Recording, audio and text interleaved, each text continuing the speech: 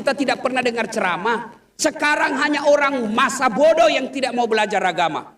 Semua kitab-kitab dulu, kitab gundul yang susah dibeli, susah dibaca, semua sudah ada di YouTube.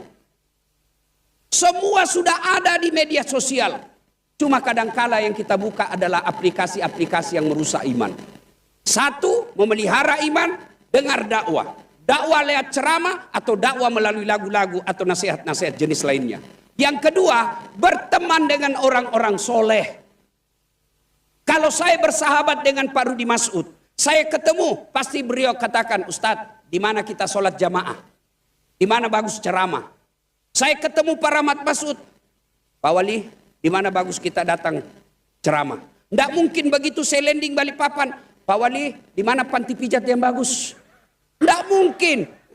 Ustaz kajili-jili. Iya toh?